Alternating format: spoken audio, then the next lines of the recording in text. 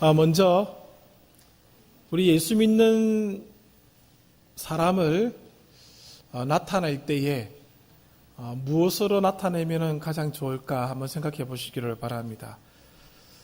내가 예수 믿는 사람이다라고 하는 것을 드러낼 수 있는 방법이 있다면 무엇으로 그것을 보여줄 수 있을까?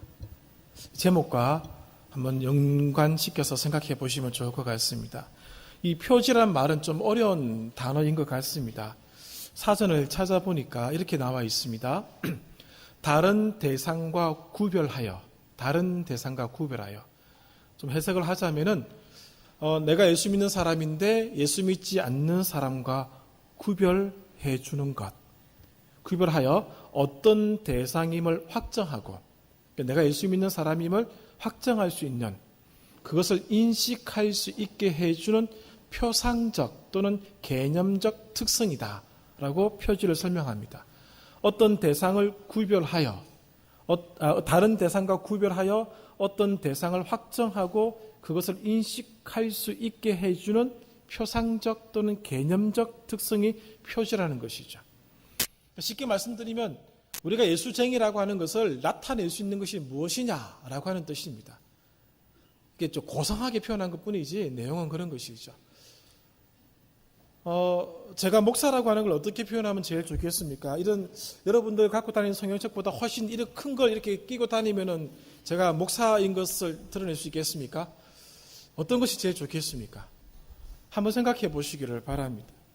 오늘 우리 예수 믿는 사람, 예수쟁이들의 표지가 어떤 것이 되어야 되는지 그 부분을 오늘 한번 생각해 보려고 하는 것이죠. 레위기 11장부터 15장까지는 한 묶음입니다. 11장부터 15장까지가 한 묶음으로 되어서 16장을 향하여 가게 되어 있습니다. 레위기 16장은 대속죄일의 제사가 드려지는 장면이거든요. 근데 그 대속죄일의 제사를 드리기 전 준비 단계가 11장부터 15장까지의 내용입니다. 11장의 내용은 무엇을 먹을 것인지, 무엇을 먹지 말 것인지를 다루고 있고, 12장은 출산의 문제를 다루고 있고, 13장과 14장은 악성 피부병에 대해서 다루고 있습니다.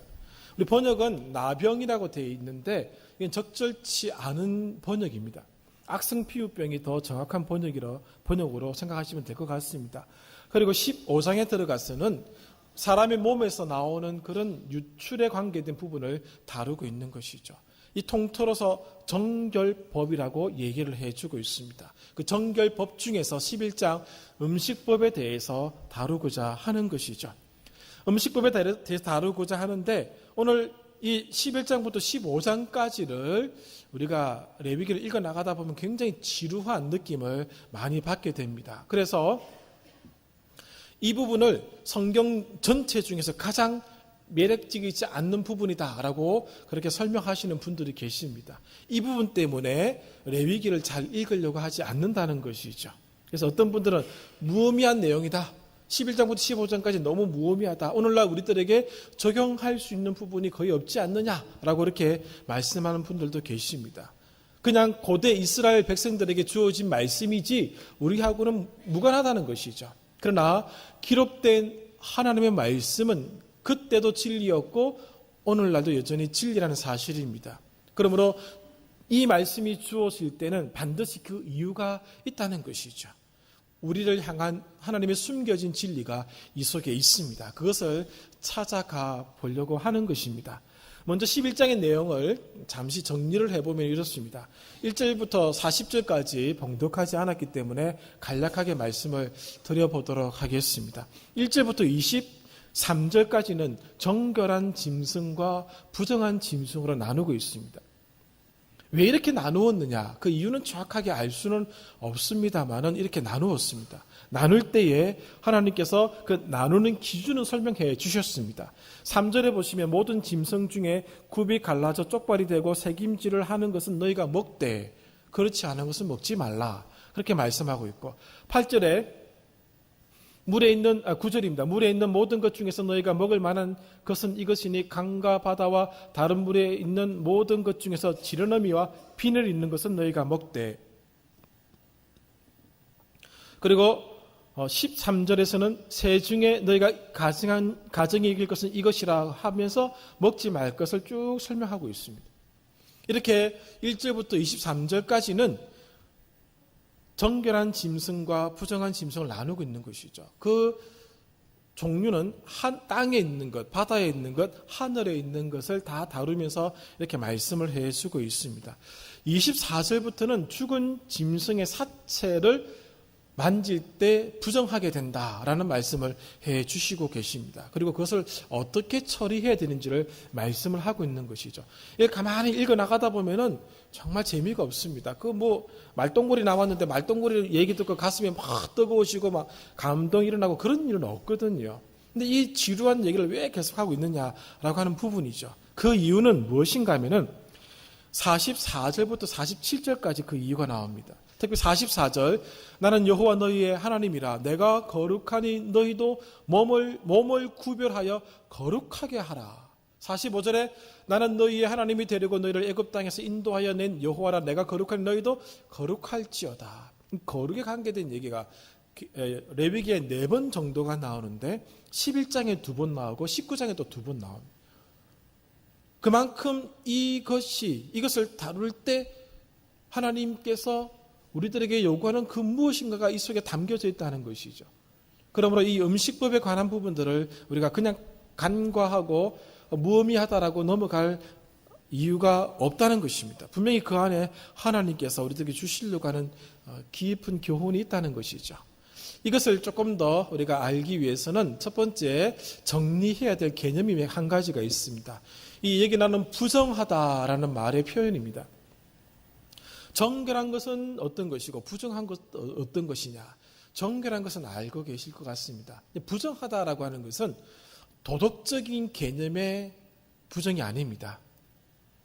저 사람 부정한 사람이 할 때 도덕적인 개념으로 생각하셔서는 안 됩니다. 그리고 악하다의 개념도 아닙니다.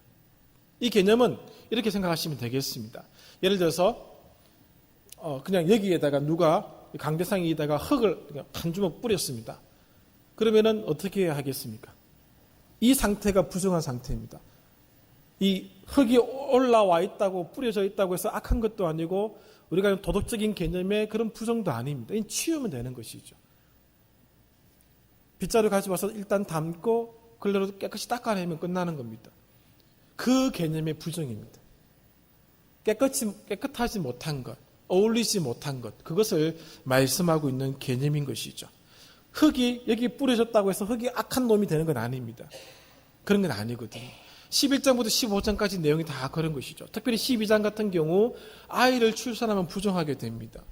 하나님께 나오기 위해서는 정결 의식을 거치고 시간을 보내야 됩니다. 아기 낳는 것이 잘못된 것입니까? 그런 개념이 아니다는 것이죠. 도덕적으로 잘못된 것, 그 개념도 아닌 것이죠. 하나님께 나오기에 어울리지 않는 상태를 얘기를 하고 있는 것입니다. 그리고 이 11장부터 15장까지 내용이 가만히 훑어보시면 11장은 먹는 문제입니다. 먹는 문제입니다. 12장은 아기를 출산하는 문제고 13장과 14장은 우리 몸에, 사람의 몸에 돋는 피부병을 얘기하고 있습니다. 15장은 사람의 몸에서 나오는 많은 유출되는 것들을 다루고 있습니다. 극히 개인적인 것이고 극히 가정적인 것들을 지금 다루고 있다는 것이죠. 이스라엘 백성이 하나님 앞에서 거룩해져야 되는데 그 시작점이 어디에 있는가 하면은 가정에서 먹는 밥에서부터 시작된다는 것을 말씀해 주고 있습니다. 그만큼 하나님은 우리의 일상에 굉장히 관심이 많다는 것이죠. 우리의 몸에서 일어나는 일들에 하나님은 관심을 가지고 계십니다. 우리가 국가를 세우거나 전 세계를 아우를 수 있는 그런 일들에 하나님이 두 눈을 부릅뜨시고 지켜보시는 것이 아니라 오늘 지금 내가 밥상에서 먹고 있는 그것이 무엇이냐에 관심이 있다는 것입니다. 극히 개인적인 것, 극히 일상적인 부분에 하나님이 우리의 거룩을 요구하신다. 지금 그렇게 말씀을 하고 있다는 것이죠. 그러므로 오늘 일상에서 일어나는 아주 작은 일에도 우리가 소홀히 할 수가 없음을 이 말씀을 통해서 깨달아야 한다는 것이죠. 밥상에서 올라오는 그런 음식들이 이스라엘 사람들은 굉장히 중요했었습니다. 지금도 이스라엘을 여행하시는 분들은 알고 계시죠. 밥상에 올라올 수 있는 음식과 올라오지 못하는 음식이 딱 나누어져 있습니다. 굉장히 엄하게 그들이 지금도 지키고 있는 것이죠. 그렇다면은 이 레위기 11장 특별히 음식법을 다룸에 있어서 그것을 어떻게 지금 해석하고 있느냐가 중요한 것입니다. 어떻게 해석하느냐에 따라서 이 말씀의 경중이 달라집니다. 이 말씀이 무의미하다, 의미하다라고 나눠주셨다는 것이죠. 먼저 이 11장에 관계된 해석법이 약 8가지 정도 있는 것으로 알고 있습니다. 그 중에 4가지를 소개해 드리면 첫 번째가 위생학적으로 접근하는 방법입니다. 그동안 여기 영광께 오래 출석하셨던 분들은 아마 이것으로 다 배웠을 것이라 짐작됩니다. 우리 이백 목사님이 아마 이렇게 가르치지 않으셨겠나라는 짐작을 제가 하고 있습니다. 위생학적 접근으로 이 11장의 문제를 다룬다는 것이죠. 먹을 수 있는 것은 하나님께서 우리의 건강을 위해서 먹게끔 하시고 먹을 수 없는 것은 건강을 해치기 때문에 먹지 말라 하셨다. 그렇게 보는 방법인 것이죠. 그러나 여기에 문제가 있습니다. 이건 우리가 율법을 토라라고 하는 단어를 율법으로 번역을 합니다. 그러나 토라라고 하는 단어를 율법으로 번역할 때 이 율법이 가지고 있는 뉘앙스가 토라라는 의미를 다 포함하지는 못합니다. 더 크고 넓다는 뜻이죠. 11장은 토라입니다.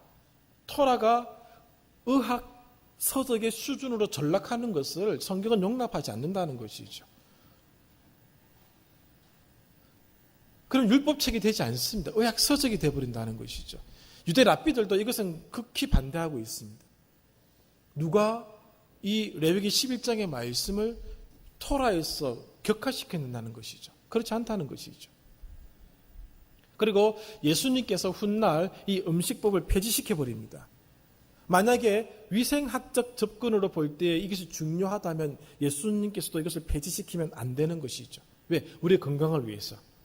그럼 구약시대에는 먹으면 안 되고 신약시대에 먹어도 되는가? 그렇게 볼 수는 없지 않습니까? 건강의 문제라면 여전히 그때나 지금이나 먹어서는 안 된다는 것이죠. 그 두 번째 나오는 이 해석 방법이 무엇인가 하면 제의적인 방법이 아니냐.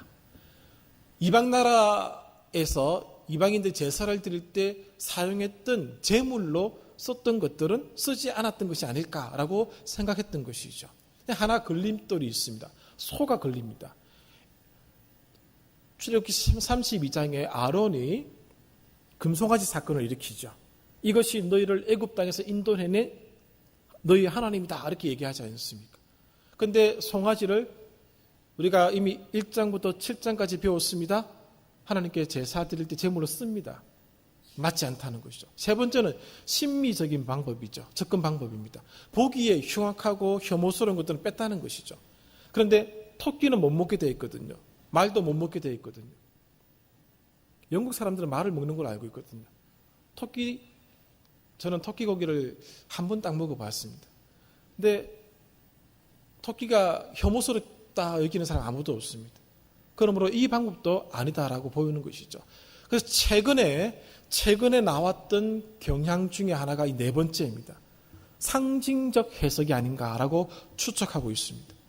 이 상징적 해석으로 접근하는 분들의 얘기를 들어보면 물론 그 방법 안에도 그 접근 방법에도 여러 가지 문제가 있고 또 대답하지 못하는 부분들이 있습니다만은 지금까지 나왔던 많은 접근 방법보다는 이것이 가장 이 레위기 11장을 잘 해석해 준다라고 보고 있습니다. 유대인들이 썼던 책을 보아도 이 유대인 랍비들도 이 해석 방법이 옳다라고 그렇게 지지하는 경향이 더 많은 것을 보았습니다. 내용은 이렇습니다. 이 음식법은 유대인과 비유대인을 구분해내는 수단이라는 것이죠. 예수 믿는 사람과 예수 믿지 않는 사람을 구분해내는 수단 중에 우리 머릿속에 딱 떠오르는 것이 있죠. 그러한 것들이라는 겁니다. 이 법이 있는 이유는 유대인들은 하나님의 거룩한 백성이기 때문에 하나님의 거룩함을 드러내야 한다는 것이죠. 그것을 일깨워 주는 수단으로 이 음식법이 주어졌다는 겁니다.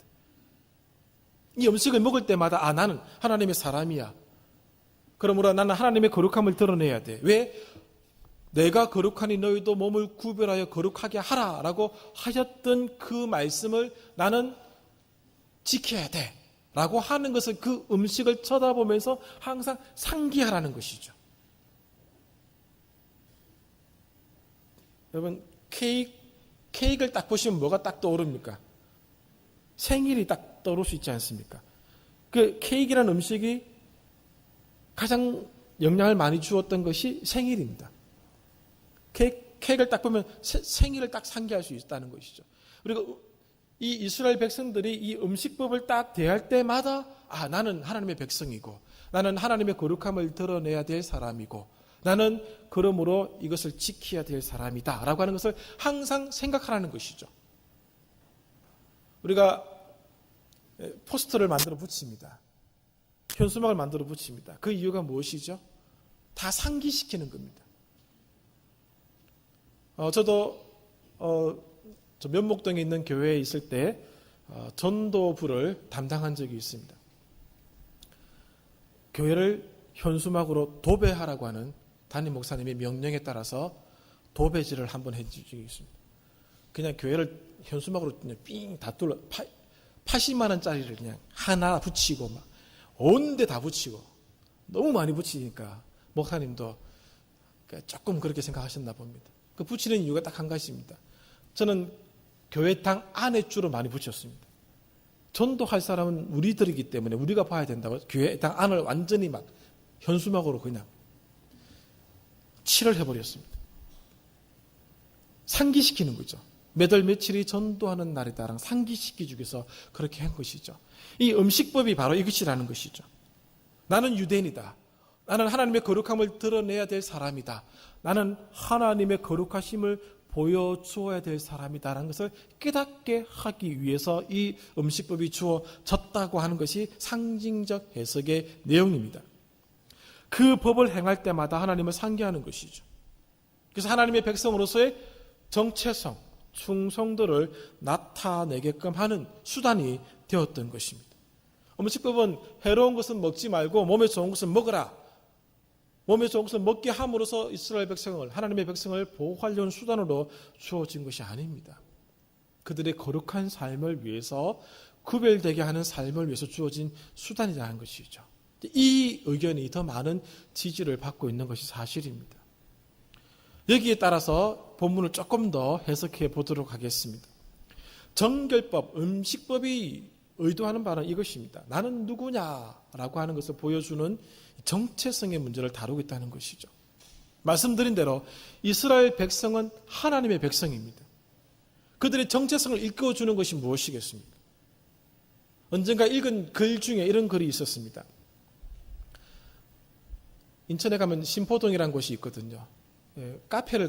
식당을 갔는데 식당 주인이 아마 천주교를 다니는 것 같습니다. 카톨릭 다이제스트라는 책들이 꼽혀져 있더라고요. 한 권을 끄집어서 읽어보는데 그 중에 내용에 이런 것이 있었습니다. 미국에 있는 어느 수도원의 수녀원에서 있었던 일입니다.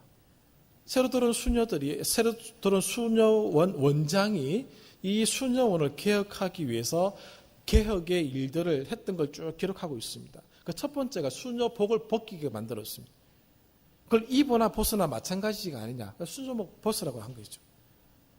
그 다음에 미사 참석하는 숫자를 자유롭게 해버린 겁니다. 정하지 않았습니다. 기도하려면 하고 말라면 말고 다 하나님이 아시지 않느냐. 그렇게 해서 그런 개혁적인 조치를 막 한다고 했는데 결국 그 수녀원에 남았던 수녀 숫자가 결국 몇 년 만에 3명만 남고 다 나가버렸습니다. 수녀는 문을 닫았습니다. 그들이 표지를 버린 것입니다. 표지를.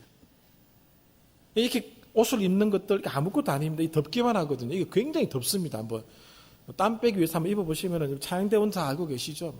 정말 좋습니다. 하나님께서 이렇게 좋은 옷을 왜 저만 입게 하시는지 모르겠습니다만 어쨌든 좋습니다. 표지를 버린 거예요.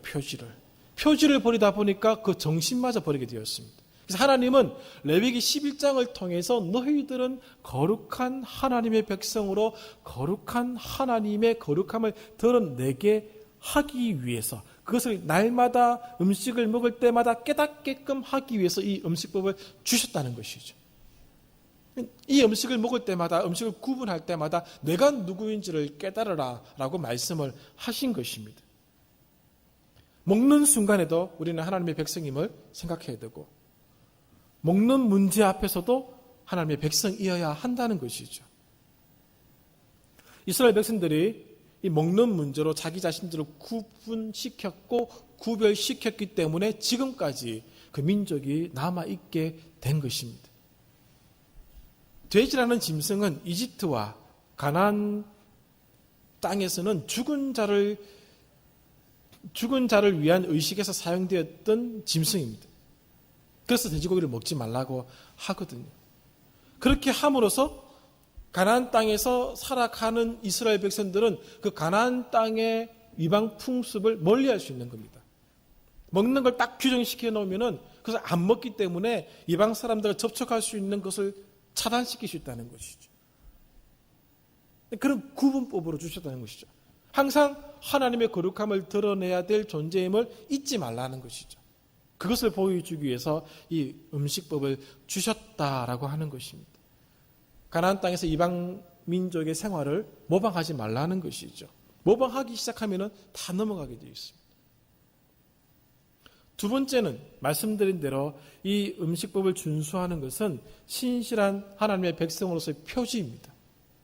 표지란 말 다시 한번 제가 말씀드리면 다른 대상과 구별하여 어떤 대상을 확정하고 그것을 인식할 수 있게 하는 표상적 또는 개념적 특성입니다.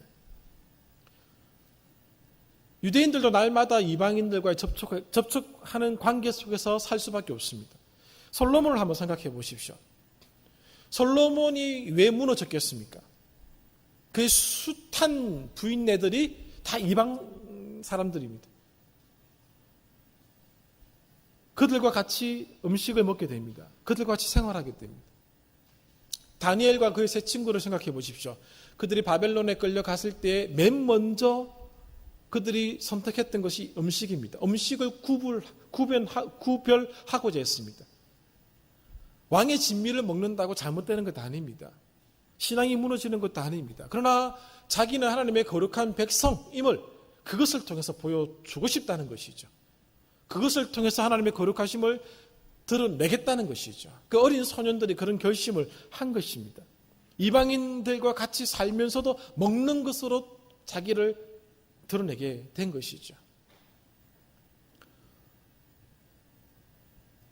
야곱이 요셉으로 인하여 고센 땅에 들어오게 됩니다. 야곱의 가족들이 다 들어오죠. 그러나 이 먹는 문제 때문에 애굽 사람들과 이 야곱의 식솔들이 떨어져 살게 됩니다. 먹는 것 때문에. 같이 겸상하지 않았습니다. 그래서 민족의 정체성을 지킬 수가 있었던 것이죠. 우리 잘 알고 있지 않습니까? 유대인들이 수천 년간 나라 없이 떠돌아다녔습니다. 그들의 민족성을 지켜주었던 것들은 먹는 것, 음식법입니다. 자기는 유대인이라고 하는 걸 이 음식법을 통해서 지켰던 것이죠. 타민족과 동화되지 않았던 자기들의 영적인 가치를 지킬 수 있었던 그 표지가 바로 이 음식법이었다는 것입니다. 이 음식법이 이제 예수님 시대로 와서는 또 달라집니다.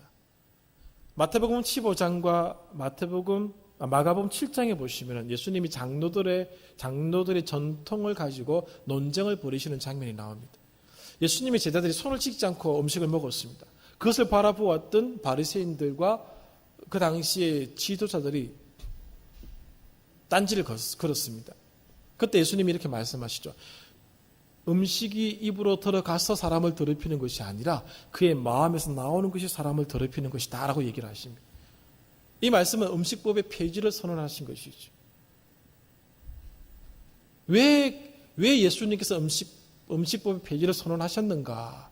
이제 유대인과 비유대인의 구분이 필요 없어졌습니다. 이제는 교회의 시대가 열리게 되었기 때문에 그렇습니다. 그래서 더 이상 유대인의 표지를 드러내어 주었던 음식법은 없어서도 된다는 것이죠. 그 대신 어떻게 해야 되는가? 요한복음 4장에 보시면 수가성에서 사마리아 여인과 예수님이 대화를 나누십니다. 이 수가성의 여인은 유대인들은 접촉하면 안 되는 대상입니다. 구분되어 있어야 됩니다. 그런데 예수님이 그 여인에게 물을 떠서 나에게 달라 그렇게 말씀하시죠. 유대인과 비유대인의 차별, 단절이 끝났다는 것을 또 보여주는 장면이죠. 그리고 사도행전 10장 베드로와 고넬료 얘기를 알고 계시죠. 베드로가 꿈을 꿉니다. 큰 보자기에 부정한 음식들이 잔뜩 담겨져 있습니다. 하나님이 먹으라 하시죠. 베드로가 못 먹겠다고 하시죠. 내가 정하게 한 걸 네가 왜 부정하다 하느냐라고 말씀하시며 먹으라 하십니다. 그리고 고넬료를 만나게 하시죠. 충격적인 사건은 이 이방인 고넬료의 집에 말씀을 듣는 가운데 성령이 임했다는 것이죠. 성령은 이방인에게 임하지 않습니다. 성령이 임하셨다고 하는 것, 그들에게 세례를 베풀었다고 하는 것은 이 음식법의 폐지가 선언되었음을, 유대인과 비유대인의 이 단절이 끝났음을 선언해주고 있는 유명한 장입니다. 그러므로 바나바와 바울이 이방인을 향해서 본격적인 선교 활동을 시작하게 됩니다. 그런데 문제가 생겼습니다. 할례 문제와 음식법의 문제가 끊임없이 계속해서 일어났던 것이죠. 그것을 다루고 있는 그 바울 서신의 내용들이 굉장히 많이 있습니다. 고린도전서에도 그것이 나오지 않습니까? 그런데 바울이 이 문제를 가지고 바나바와 함께 예루살렘 교회에다가 문제를 해결할 것을 요청하죠. 그 내용이 사도행전 15장에 나오는 예루살렘 총회의 내용입니다.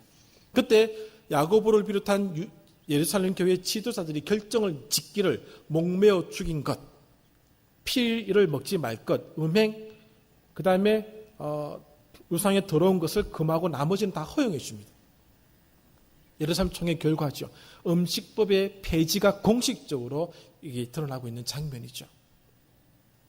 피에 대한 금지는 레위기법에 따라서 결정한 것이 아닙니다. 창세기 9장에 보면은 노아에게 하나님이 이미 그렇게 말씀하셨습니다. 피를 먹지 말라. 이건 생명이다 말씀하셨습니다. 레위기법보다 이미 상위법에서 이미 말씀하신 것이라 예루살렘 총회에서 이것을 정한 것입니다. 그리고 시대가 바뀌었다는 것이죠. 로마서 14장 15절, 고린도전서 10장 24절부터 26절까지의 말씀, 31절까지 같이 보시면은 무엇을 말씀하고 있는가 하면은 이제 그리스도인의 표지로 요청되는 것이 하나 있는데 바로 사랑의 법이라는 것입니다. 전에는 음식으로 구분 지었습니다. 음식으로 내가 하나님의 백성이라는 걸 드러냈습니다. 음식으로 내가 하나님의 거룩함을 드러내야 했었는데 이제는 사랑의 법으로 그것을 나타내라고 말씀하고 있다는 것이죠. 표지가 바뀌었다는 것입니다.